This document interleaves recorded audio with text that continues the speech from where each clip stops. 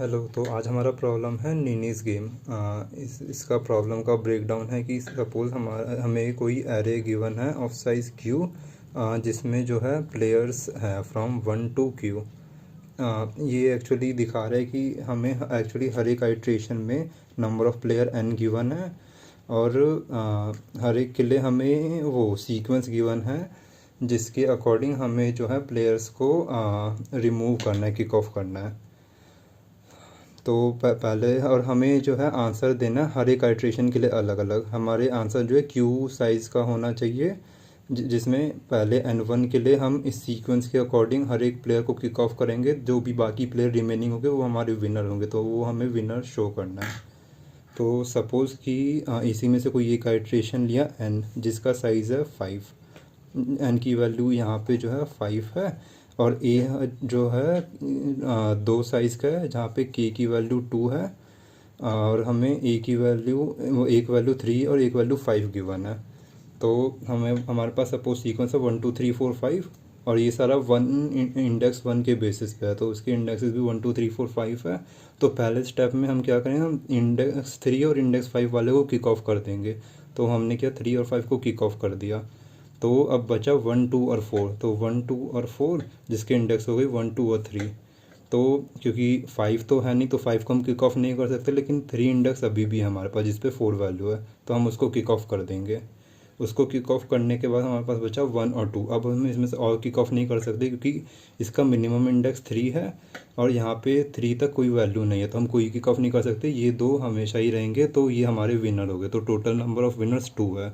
तो इस particular iteration के लिए आंसर 2 आएगा, और ऐसे हमें क्यू आइट्रेशंस करने हैं। तो ये था प्रॉब्लम का ब्रेकडाउन। अब देखते हैं कि इसका इंट्यूशन कैसे आएगा।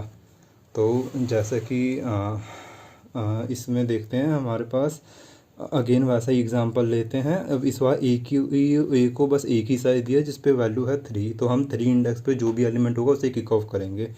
तो ये है हमारा फर्स्ट स्टेप, जहाँ पे हमने 3 पे 3 वैल्यू थी उसे किक ऑफ किया। फिर आ गया 1 2 4 5, अब 3 इंडेक्स पे 4 है उसे किक ऑफ किया। तो सेकेंड स्टेप के बाद हमारे पास है 1 2 5, अब 3 इंडेक्स पे 5 वैल्यू है तो उसे किक ऑफ किया। तो अब हमारे पास बच गया 1 2। तो अब और किक ऑफ नहीं कर सकते, क्योंकि मिनिमम हम थर्ड इंडेक्स को हटा सकते हैं, थर्ड इंडेक्स तक कोई वैल्यू नहीं है। तो ये हमारे विनर्स हो जाएंगे। तो number of winners will be minimum of A. जो भी ए की एरे जितना भी बड़ा होगा उसकी जो भी मिनिमम वैल्यू होगी वो -1। और ऐसा हम क्यों कह रहे हैं, क्योंकि सपोज़ कोई एरे है, उसमें कोई एक इंडेक्स है आई, और हमारे पास जो है ए जितना भी जो भी सीक्वेंस में ये रिमूव करे उसकी मिनिमम वैल्यू है आई। तो अगर हम इधर से कोई एलिमेंट को रिमूव करते हैं तो ये वाला एलिमेंट अगले आइट्रेशन में इधर आएगा, फिर हम दोबारा इसको रिमूव करेंगे, फिर ये वाला आइट्रेशन अगला आइट्रेशन में ये वाला एलिमेंट इधर आएगा, फिर रिमूव करेंगे। तो ऐसे चलते चलते जब तक ये एलिमेंट ख़त्म नहीं हो जाता परमानेंटली, तब तक ये यहाँ पे आने वाले सारे एलिमेंट रिमूव होते रहेंगे। तो इसीलिए हम कह रहे हैं कि जब तक ये वाला एलिमेंट ख़त्म नहीं हो जाता तब तक के लिए हम इधर से रिमूव करते रहेंगे, और फाइनल जो आंसर बचेगा वो सिर्फ ये बचेगा i-1 तक। तो नंबर ऑफ़ विनर्स जो है, जो भी ये मिनिमम वैल्यू है उससे एक कम होगी।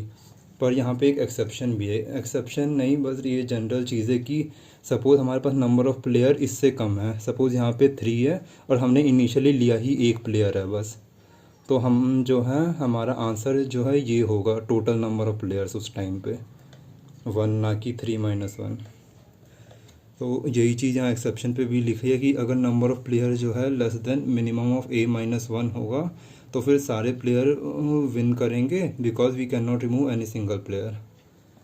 तो यही था।